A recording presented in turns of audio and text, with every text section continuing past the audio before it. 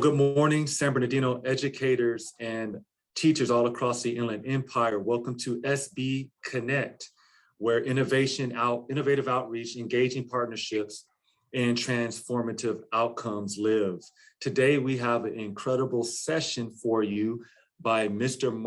Clark Morrow from the San Bernardino County Sheriff's Department.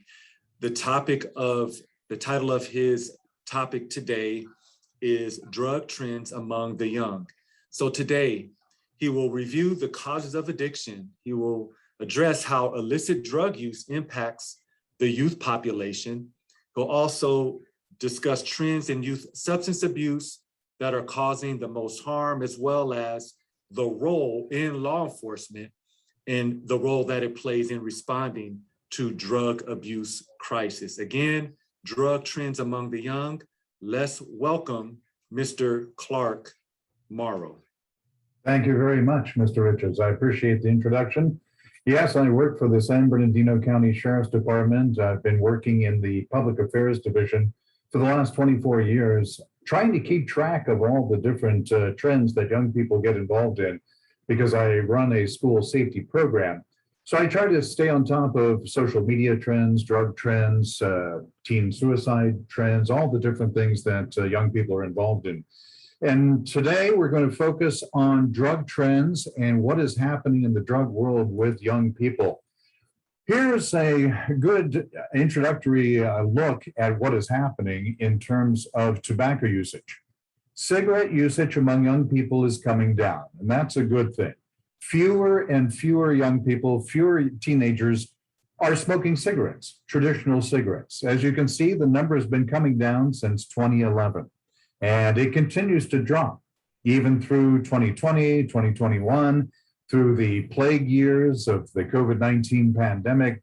Those numbers have been coming down. That's good news. Unfortunately, at the same time, as you can see from the red line, the usage of e-cigarettes and vape pens among young people has skyrocketed.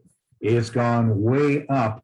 Beginning in 2013, took a slight drop in 2016, but then in 2017, it really took off. And unfortunately, that number has gone even higher in the COVID-19 years. More and more young people are looking for ways to comfort themselves. We call this self-comforting activity. More and more young people are looking for ways to kind of escape their situation. A lot of you do not like or did not like going to school online at home, and that led to a lot of frustration. And consequently, a lot of young people were looking for some way to get out of the way they felt. And they turned to vaping tobacco, nicotine, and vaping marijuana, which we're going to talk about. So we have a lot of denying, minimizing, and rationalization going on among young people when it comes to drug usage. A lot of young people will simply deny it. They'll say, no, not me, I'm not doing it. I know people who are. I have friends who are. I know people online who are, but it's not me, even if they are. Or they'll minimize it. It's just a little pot, right? It's just a little weed. Nothing to get excited about. I could be doing heroin. It could be a whole lot worse. Or they will rationalize their marijuana usage, for example. They'll say things like, it's green, it's herbal, it grows in the earth, it's medicine, it's legal, and all these different reasons for doing something that is not as healthy for them as they think it is. And we'll talk about that in a minute as well. There are 7 basic categories of drugs. We'll go through these quickly. Depressants, drugs that slow down the body's metabolism, stimulants, things that speed it up, like speed. We have hallucinogens, drugs that make you see and hear things, PCP, which is so bad, it's in a category all by itself. There are narcotic analgesics. These are basically primarily prescription painkillers, that sort of thing, inhalants, drugs you puff and inhale in order to experience a high. And then, of course, our old friend, cannabis, marijuana. Different ways of getting drugs into the body: injection, smoking, snorting, drinking, inhaling, ingesting. Basically, any way you can get a substance into your body, people have figured out a way to do it. Remember butt chugging a number of years ago? A couple of years ago, that was very popular on college campuses. A lot of people were using a funnel and a hose in order to ingest alcohol and other drugs. Any way you can think of, people will do it. They'll try to get it into their bodies one way or another. Let's talk about marijuana, because that's the major issue that we're dealing with nowadays. Now, this isn't, I'm not going to give you a reefer madness view of marijuana and exaggerate its health effects and so forth.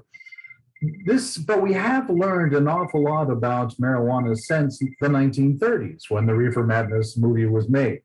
So we are discovering more and more serious health risks associated with marijuana use, especially among young people, because young people whose bodies are still developing are especially vulnerable to the toxic health risks associated with marijuana. And here they are. And these are, you'll notice all these different points, all these different bullets have medical studies associated with them. And I've given you the medical studies. So this is not just something that we're making up. This is the result of scientific investigation.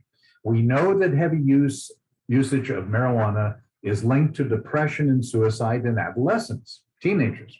Use in adolescents is associated with increased risk for psychotic disorders once you reach adulthood. The risk for these psychotic disorders increases with how often you use the marijuana, how strong it is, and how old you are the first time you use it. These are all negative factors. Use among adolescents is linked to a decline in IQ and is associated with educational dropout. We've seen that played out in study after study. Remember, there used to be a lot of old jokes about how marijuana made you dumb and incapable of focusing or having trouble focusing and staying alert to things. Well, so a lot of that was exaggerated, of course. A lot of that's not true for some people, but generally speaking, there is this scientifically established link to a decline in IQ. Use has been linked to the development of drug dependency, including alcohol, tobacco, and other illicit drugs.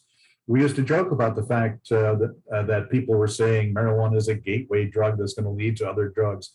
In the 60s and the 70s, people laughed at that idea.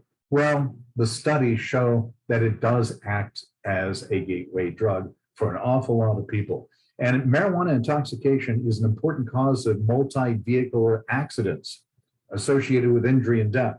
So when people tell you, marijuana use never killed anyone, it's just not true. Any kind of intoxication behind the wheel is going to be dangerous and lead to accidents, which it has. Now, we know that honey oil, vaping wax, vaping peanut butter, honey butter, all this sort of thing, this is the preferred method of marijuana ingestion among young people. We know that. You take the distributors, the manufacturers, take the marijuana leaf, push butane through it, pushes out the pure THC in liquid form. They refrigerate it, takes on the consistency of wax, which is why it's called wax, or honey oil. As you can see in this photograph, these are weapons and drugs that were taken off criminals as a result of a sheriff's department investigation.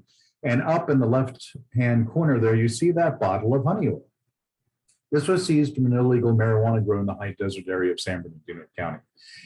Well, currently, the Sheriff's Department is going through what we call Operation Hammer Strike, and we are cracking down on all these illegal marijuana grows throughout the county, and it's very successful. We're busting a lot of people, putting a lot of this illegal marijuana out of circulation. And what we're coming across is a lot of this honey oil, as you can see in the photo. It's very popular, it's out there, and it is unfortunately much more popular with young people than it should be. Youth are vaping both nicotine and marijuana in wax form.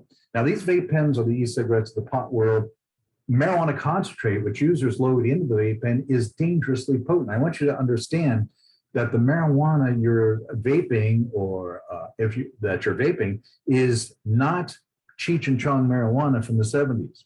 It is much more potent. It's pure THC in a lot of cases. And this has enhanced and even more drastic health effects than the old marijuana joints that people were smoking before. And it's not that young people are just vaping nicotine and marijuana, they're also vaping every other drug they can get their hands on. We know more and more young people are vaping drugs like fentanyl, carfentanil, which is even stronger and more deadly than fentanyl, heroin, methamphetamine, anything they can get their hands on. This is playing Russian roulette with 5 out of 6 chambers of the gun loaded. Because you see those grains, those granules right there next to the penny, that's a lethal, deadly dose of fentanyl. That much fentanyl will kill you. And what heroin dealers are doing, what all drug dealers are doing nowadays, is cutting fentanyl into their drugs to give it an extra punch, to give it an extra oomph, and make it stand out from their competitors' drugs. And that's incredibly dangerous, as you can imagine. And this is why we see a dramatic increase in the number of young people dying from a first-time drug usage, because there's so much fentanyl cut into it. Fentanyl is heroin's synthetic and much stronger cousin. This is what killed Prince in a combination, a cocktail with other drugs. This is what killed Tom Petty. It was the lethal element in the cocktail. It's up to 100 times more potent than morphine. Fentanyl deaths in California tripled from 2016 to 2017 and are higher now since COVID. Because as I said earlier, more and more young people are seeking out drugs as a kind of self-comforting activity. And what you see in that photograph on the right, that vial on the right, that's a fatal dose of fentanyl compared to a fatal dose of heroin on the left. So, as I say, more and more drug dealers are cutting fentanyl into their drugs, whether it's heroin or something else, MDMA, Molly, whatever it may be. They're cutting it in there because there's so many drugs floating in from China up through the southern border that there's so much competition among drug dealers, especially with heroin, that they have to make their products stand out from other products. So they cut fentanyl into it. You know about Juuling, you've heard about Juuling. The point I want to make about Juuling is that each one of these pods that you're buying and vaping, each one of these pods contains 50 milligrams of nicotine. That one pod contains more nicotine than a whole pack of cigarettes. Now imagine there are young people who will vape these Juuls and these pods all day long, or most of the day, every day. Now imagine how much nicotine they're getting into their system. Nicotine is not good for a developing adolescent brain. It has negative effects. Nicotine, you've heard that, you've seen the commercials where they talk about it being brain poison. They're not making that up. That's true. It has a deleterious effect on a developing brain. And Juuls, unfortunately, are very popular. You can see from the pie chart there that Juuls smoke the competition. 72, almost 73% of all the e-cigarettes sold in the United States are Juuls. That's how popular they are. And it's unfortunate that so many young people are putting that much nicotine into their systems. And if that's not bad enough, they can blow up on you. These e-cigarettes, these vape pens, they have a history of blowing up in people's faces, as you can see from the picture there. And you can imagine the kind of damage that kind of explosion would do while you're using it. All right, so what we're doing is we're creating the next generation of nicotine addicts. Over the past year, the number of high school students who have used e-cigarettes in the past 30 days has skyrocketed about 75%. This is according to the CDC. That means about 20% of high schoolers, 3 million kids across the country, are using e-cigs, up from just 11.7% last year. The numbers are getting out of control. They're going through the roof. And this is going to have serious health consequences down the road in the years to come. And by the way, youth who vape are 3.5 times more likely to use marijuana. So all this vaping, all this Juuling of nicotine, liquid nicotine, what happens is, once again, gateway drug, users move on to marijuana. There's FREEBASE versus nicotine salt vaping. FREEBASE vaping is vaping pure nicotine, nothing else, none of these other organic compounds that are found in tobacco, like seeds, like stems, like branch material. It burns much hotter than salt nic. Now, a lot of people like that. A lot of people like that throat burn, especially if they're coming off cigarettes or trying to wean themselves from cigarettes. Salt nic is nicotine plus all the other organic compounds found in tobacco, the seeds and the stems and so forth. It allows you to vape at higher nicotine strengths without getting that rough throat hit that some people look for.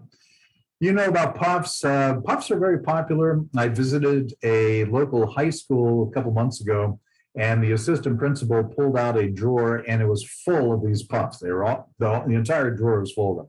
She's taking that many off students left and right, and it's too bad because look at all the juice per device. 2.7 milliliters of juice per device, and kids are going through these one after another. It's Nick salt strength, 800 puffs in each one, draw activated firing mechanism run by a battery. They're disposable, non-rechargeable, and so forth.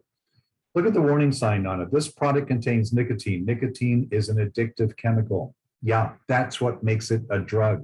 It's very addictive, extremely addictive. That's why it's so hard for people to get off cigarettes. And it's just as hard to get off vaping all this nicotine.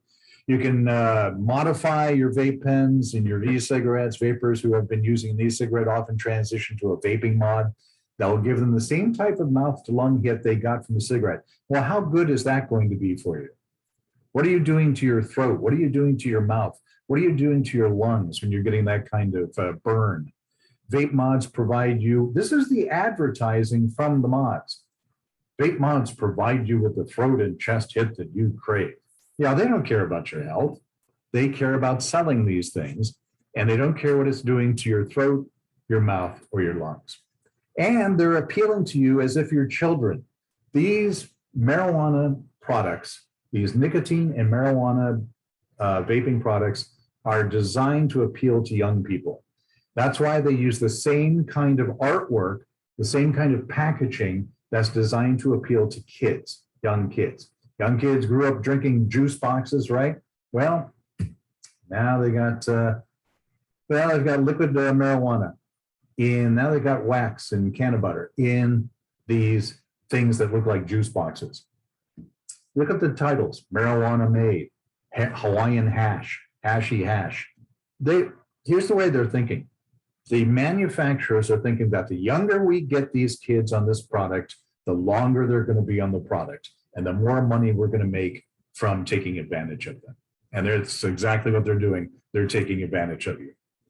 20% of kids use hookahs. That's a hookah on the left there. It's an electronic water pipe that vaporizes a flavored liquid, whether it's nicotine or liquid marijuana.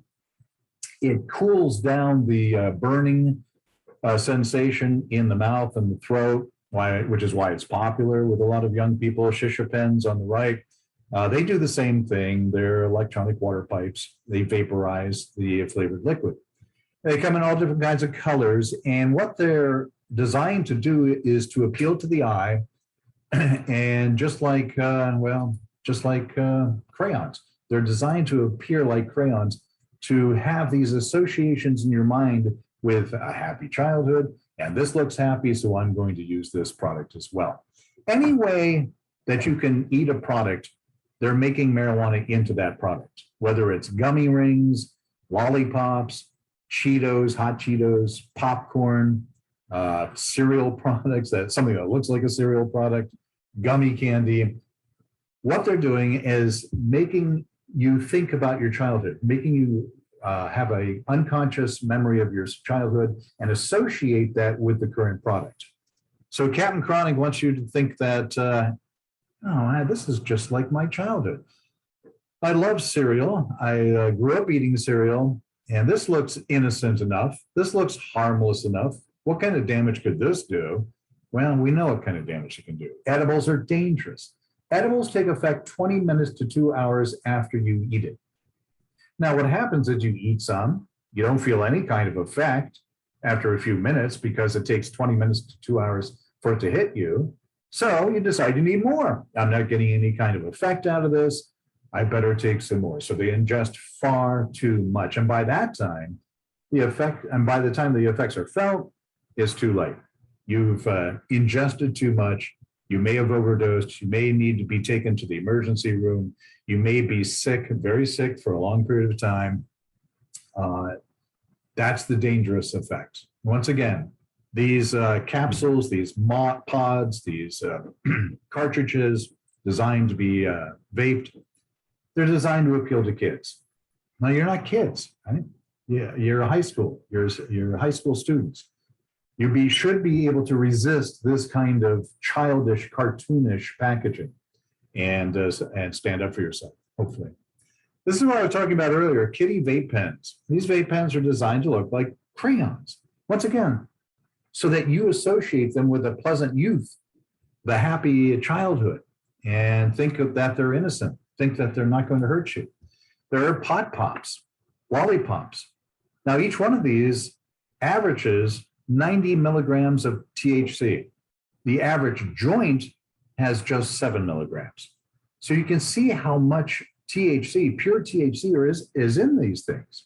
They're dangerous for people with underlying heart problems. And a lot of people, young people, don't know they have an underlying heart problem or an underlying medical issue. And you're sucking on one of these all day. Well, you can imagine how much THC you're taking into your system and what kind of damage that's doing to your system. There are popular nicotine gums that some people chew all day long. You can imagine how much nicotine they're getting into their system all day long. There are nicotine toothpicks. They're very popular.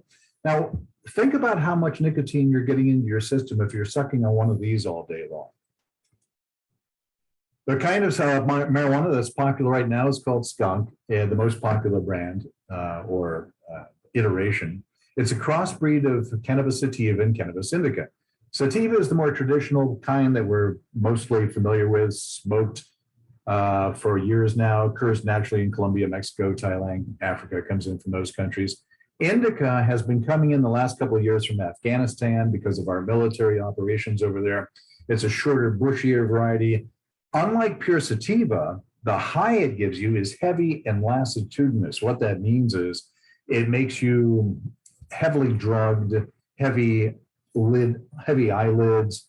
You're kind of stumbling around like a zombie. You're half out of it, very sleepy, that sort of thing. So you're more likely to suffer those kinds of effects as a result of the indica. And the indica is being blended with the sativa nowadays and sold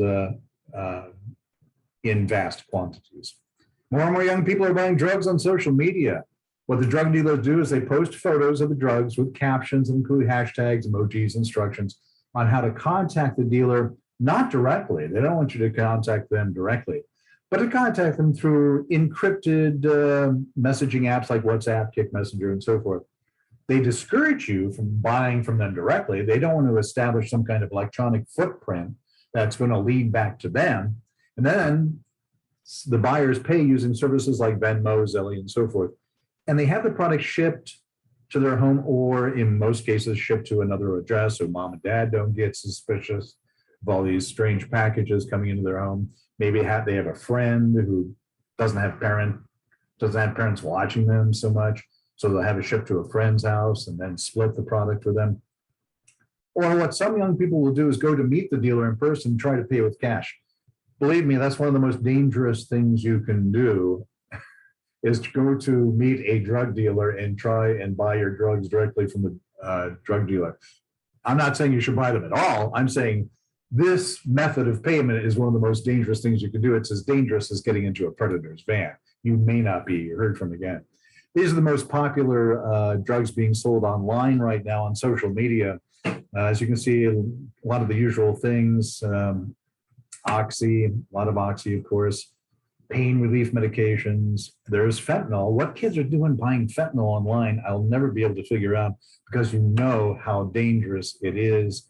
Tiny little bit will kill you. So why are you buying it online? To resell? Well, that makes you a potential murderer then. All right, a lot of bad drug challenges on TikTok. You may be aware of these, like the Benadryl challenge. This challenge has teens abusing Benadryl in order to hallucinate. Well, it can kill you.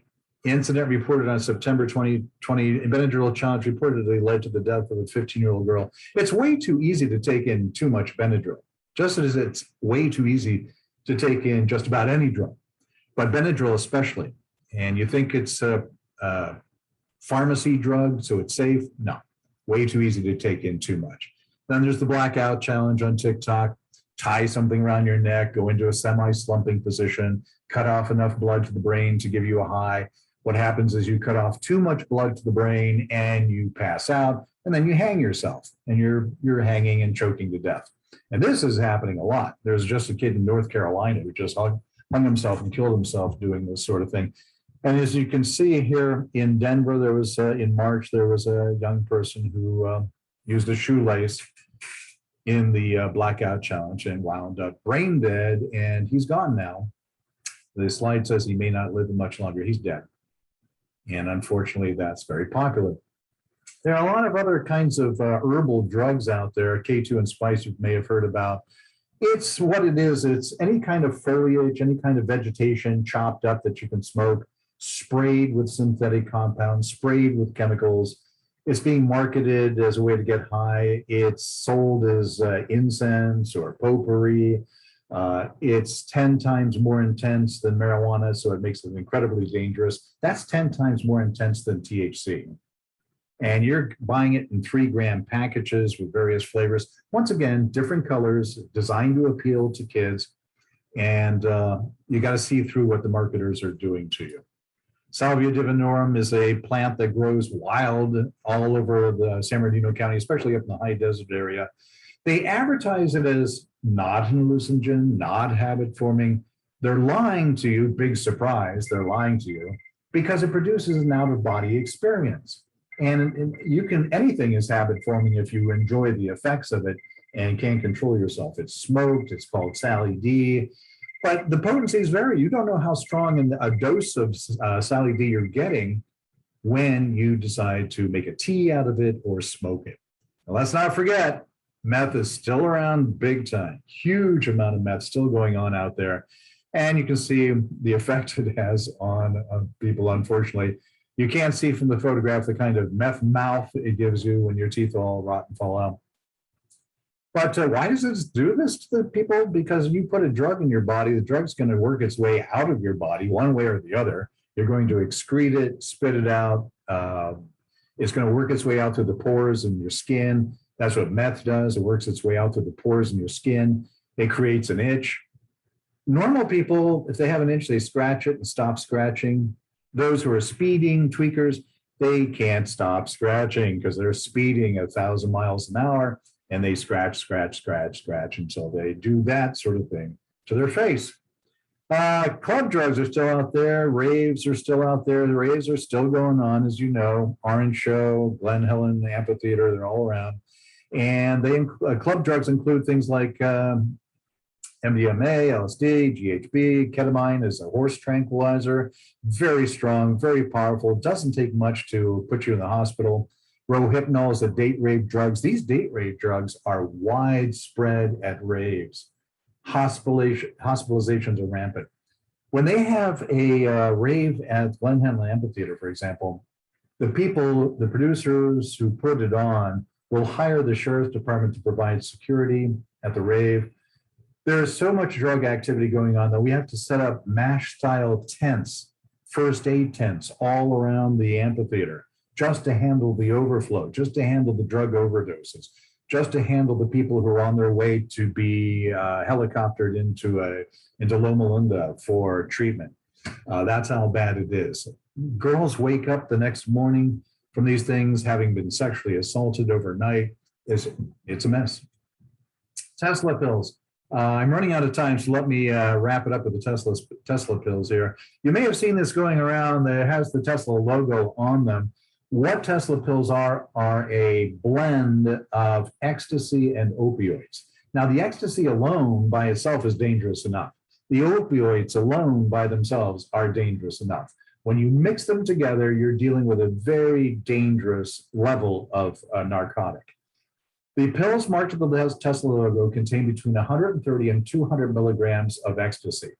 A large dose is considered anything over 110 milligrams.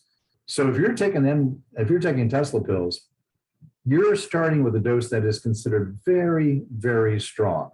And what that's going to do is, once again, put you in the emergency room where you're going to be hooked up to a ventilator and your family's not going to be allowed to see you, and it's going to get very ugly very quick. How much time do I have left, Michael? You want me to move to Q&A? You can go 3 more minutes until a Q&A. Okay, let's talk about kratom because I noticed kratom is getting very popular right now.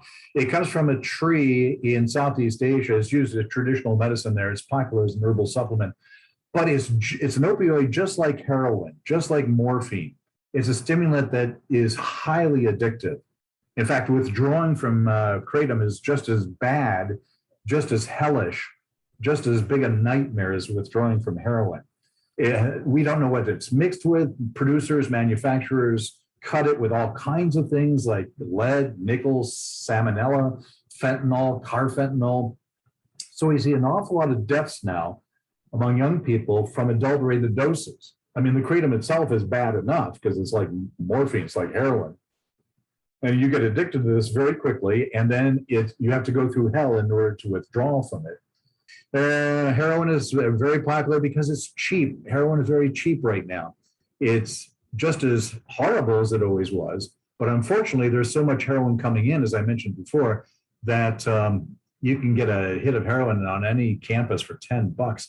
It's going to turn your life upside down and ruin it for a lot of people, but it's out there. And a popular method for ingesting heroin, liquid heroin, is to put it in Visine bottles. They carry it around the campus, snort it. Administrators don't know what's going on. This is a heads up warning for administrators. They'll take tar heroin, which comes in solid form, put it in a Visine bottle with a penny, shake it up. The penny powderizes the tar heroin, and then you mix it with some liquid and snort it. It's called Liquid O, monkey juice throttle bottle. So administrators, teachers, if you hear anybody talking about Liquid O, monkey juice throttle bottle, this is what they're talking about. Vodka soaked tampons are still a big deal. They're still going on. Kids are still using these. Boys are inserting them rectally. Girls are still using them. The thing to remember about slimming is that it produces severe internal burning, damage to membranes, damage to the reproductive system if you're a girl, and dangerous levels of alcohol absorption. It takes a small amount of alcohol to get drunk this way because the alcohol goes directly into the bloodstream. But because the body is not designed to take in alcohol this way, you can take in way too much alcohol all of a sudden and die from alcohol poisoning or get very sick from alcohol poisoning and once again have to go to the hospital. Cocaine's coming back, and it is just as dangerous as it always was because what cocaine does is it screws up your circulatory system, your cardiovascular system. It produces heart attacks and stroke. It's the product coming in from Colombia now is purer than ever, which means it's more potent and dangerous than ever. And unfortunately, it's very easy to get your hands on because there are cocaine exclusive call centers that will deliver cocaine to people in cocaine cabs, but it's very expensive.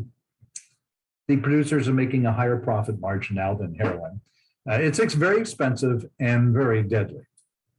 All right, let's move on to VapeEducate. We'll wrap it up with this. VapeEducate is an online course designed to be completed by middle and high school students. Anyone can benefit from learning more about the e-cigarettes and vaping and Juuling you're doing. It can also be used as an educational program for teachers, parents, and other community members. So I strongly recommend everyone listening to my voice, go to vapeeducate.com and educate yourself about what I was talking about earlier today and a whole bunch of other stuff that I didn't have time to get around to. So it's a wealth of information there, vapeeducate.com. It'll open your eyes to a lot of the stuff that you may be interested in. All right. Mr. Richards, I'll throw it back to you and I'll see what I can do with any questions anybody may have. Wonderful, Mr. Morrow. Teachers, educators, all around the Inland Empire. Now we will take this time to host your questions. You may put them in the chat box. I will read them. Or if you have a question, just simply unmute yourself and go ahead and give your question to Mr. Morrow. We're taking questions now. We have a question. Where can parents find help with a child that is addicted? The best thing to do in a situation like that for a parent my recommendation is to call 211. If you call 211, they quickly determine what your situation is, what you're looking for, the kind of help you're looking for, and it will quickly guide you through the system to the most appropriate resources and help available from organizations, NGOs, governmental associations, and all the different providers of health care that are out there. It will get you to the right people. So dial 911, call 211, I'm sorry, not 911, don't call 911, call 211 and tell them what your situation is, and they will get you the help that you need. I mean, that's the most economical, direct way of doing it, I think. Thank you for that response. I noticed that these days, human trafficking is really impacting the health and welfare of our communities. Can you speak a little bit to how drugs is involved in that epidemic and how it's impacting the Inland Empire? Sure. I mean, traffickers are all about control. They're all about controlling their sex workers, their labor. If they have somebody in sex trafficking, they need to control them. Obviously, if they have somebody in labor trafficking, they want to control them. And one of the most powerful ways they control their workers, the people who are being trafficked, is to get them addicted to whatever kind of drug, and then to control the supply of that drug to the ones who are being trafficked. So if, let's say a 14-year-old girl runs away from home, it won't be long before she is contacted by a young man who is probably working for traffickers himself, and he will assess her situation quickly, and he will find out that she has no support system at this point, and he will offer her help. Let's go to McDonald's, I'll buy you something to eat. He'll quickly strike up some kind of a romantic or semi-romantic relationship with this young girl, all with the purpose of getting her involved in the life, getting her involved in sex trafficking, which will happen fairly quickly.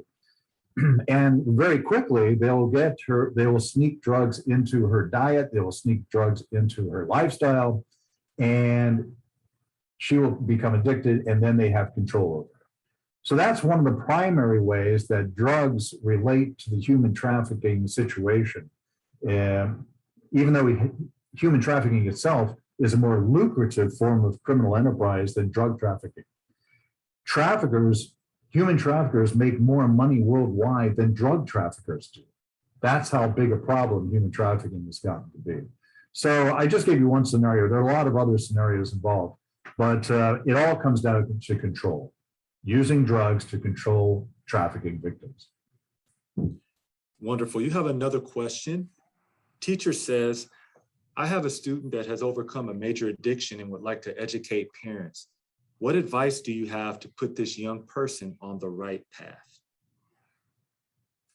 What I would recommend is, one of the things that you might want to do is go have that young person under the guidance of an adult, go to a website called smartsocial.com, because at smartsocial.com, they have all kinds of tools, social media tools, for helping young people improve their social media profile, which improves their future prospects in life.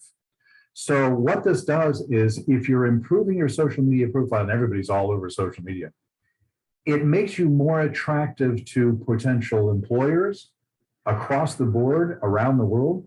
It makes you more attractive to military recruiters, law enforcement recruiters, scientific recruiters, any kind of employers out there.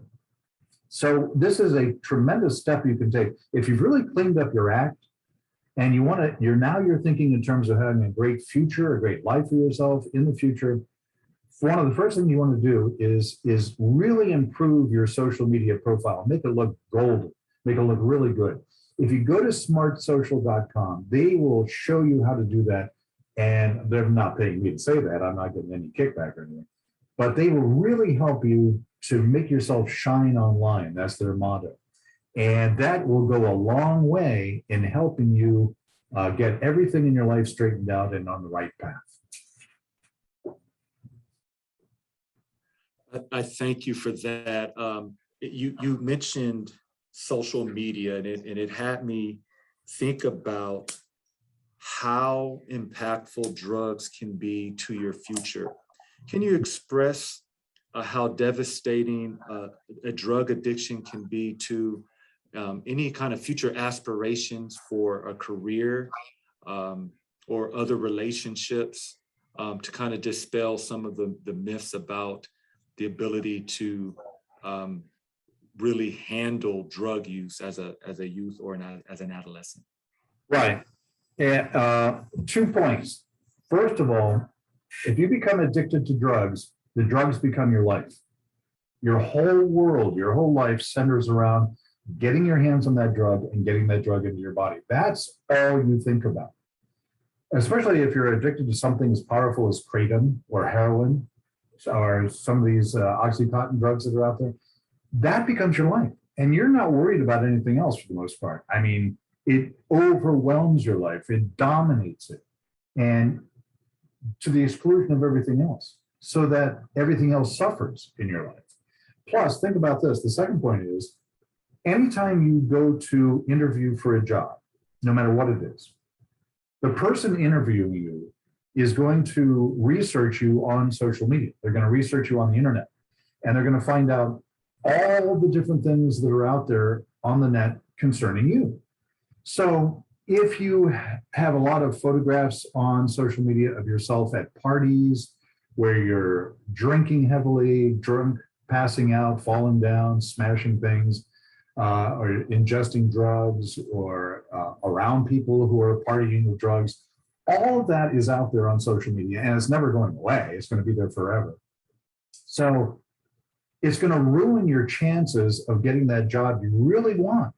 Now, I know from my experience here at the Sheriff's Department that we have turned down young people who wanted to become deputies, who wanted to join the Sheriff's Department. We interview them, we research them on the internet, we find all these photographs and videos of them partying hardy at the river, right? And with all these nude, half-nude individuals, and there's a surplus, I mean, ridiculous amount of drugs involved. Any organization that has high standards is not going to hire you if that's the case. I mean, we have high standards. We're not going to hire somebody with that kind of activity in their background. So you need to be aware of that. One, it dominates your life and ruins everything else in your life. Secondly, it's going to ruin your future, because everything you do, everything you put on social media is there forever, and it's going to be researched and discovered by people who are going to be in charge of making very important decisions regarding your life in the years to come. Thank you, Mr. Morrow. This has been a wonderful industry chat today.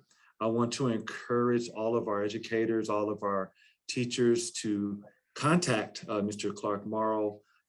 He's actually left his information, 909-387-0629, or you can contact him at cmorrow@sbcsd.org.